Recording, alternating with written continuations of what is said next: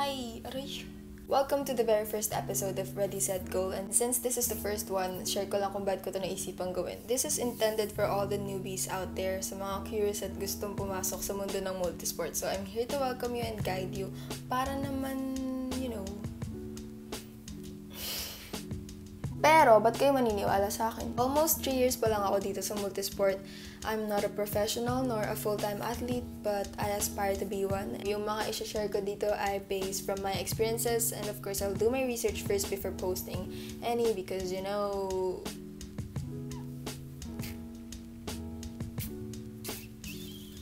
another reason nung nag-start ako mag-duathlon, sobrang clueless as in. Ganon, promise. Sobrang nakakaawa yung itsura ko nun kasi hindi ko alam yung nangyayari sa paligid. Kakwento ko next time pero sobrang nakakatawa yun kasi ang dami kong kasyungahang ginawa. So para maiwasan natin yung ganong moments or kung ayaw nyo magaya sa akin, simulan na natin to. Starting with how to join your first race. Thank you nga pala kay Brian Bancil. Siya yung nag-suggest para sa first video na to. Tapos kakarere na lang natin. Almost the same lang naman yung steps sa pagsalin ng mga marathon, cycling races, duathlon, and triathlon. Kaya pagsasama-samahin na natin siya sa video na to. Pero bago mag-join, kailangan muna natin maghanap ng karera. You can check out Pinoy Witness? Pwede nyong i-check yung Pinoy Fitness website. Meron sila dong calendar kung saan nakaschedule yung mga upcoming races for this month and for the next month. Pero syempre, yung mga lalabas na races doon ay yung mga nagpa-schedule doon ng events or nag-post doon ng events. Madalas siyang ginaganap sa may Clark, Pampanga, Fontana, SMOA, UP, ganyan. Pwede ka rin makahanap sa Facebook. Nilalagay ko yung month, tapos maglalagay ako ng race sa dulo kung anong trip kong race. Tapos scroll lang kung saan may makitang malapit. Tapos, yun. At pag may nakita ka na, yung next step yung pinaka-importante kasi kailangan mong magbasa. Basa. Kasi for sure, ilalagay nila doon lahat ng information na kailangan mong malaman. You can register in 2 ways, pwedeng on-site or online. Kapag on-site, pupunta ka doon sa sinabi nilang place. Kadalasan sa mall kasi maraming tao at maraming makakita, madaling puntahan. Dati nun, after final exam, dumiretso ako sa Trinoma para mag-register sa Milo Marathon. Nakarating ako dun ng 11 a.m. Pinabalik ako ng 1 p.m. kasi wala pa daw yung organizers. Kaso, pagpunta ko dun, wala pang slots, kaya pinabalik ulit ako ng 4. Kaya, nanood muna ako ng Ant-Man and the Wasp, mag-isa. Bumalik ako 30 minutes before 4. Nagulat ako kasi ang haba na agad ng pila. Tapos, ang mas malala, wala ng 10K slot, kaya nauwi ako sa 5K. Kapag naman online, mag-fill out ka ng form and then magpapadala ka ng pera through bank deposit or GCash, mga ganun, depende. Pag nag-register ka, pipili ka ng category. Sa running, merong 3K, 5K, 10K, and 16K. 21K or half marathon, 42K for full marathon.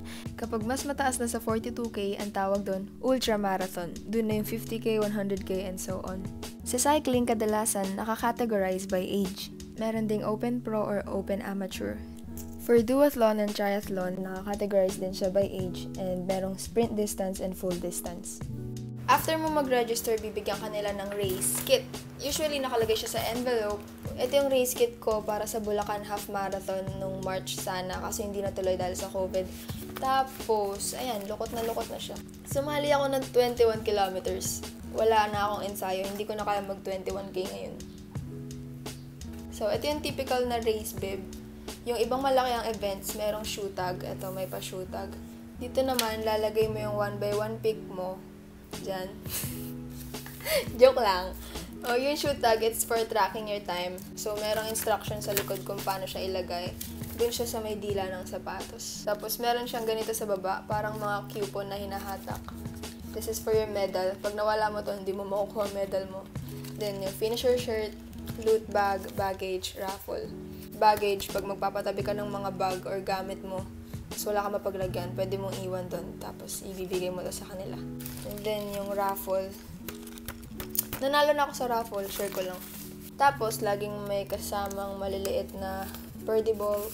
Inipon ko lahat ng race bib ko from the very beginning para dagdag sa collection ko at remembrance na rin. And of course, hindi mawawala yung singlet kasi ito yung susutin mo sa race pero pwede rin namang hindi. Ako naman, nagpapalit ako ng damit para makita ko agad yung sarili ko sa mga album ng event. Pag naman duathlon, triathlon, or cycling race, wala nang ganito. Kasi syempre, naka-cycling jersey ka, diba? Coupon. Discount. Wala lang. Kapag naman online kayo nag-register, ipapadala nila sa inyo yung race kit. May bayad din yung shipping fee, syempre. Nga pala, pag magre-register kayo on-site tapos may nakisabay sa inyo pero wala sila, hingin nyo yung ID nila, present mo kasi minsan kailangan yun kapag magre-register.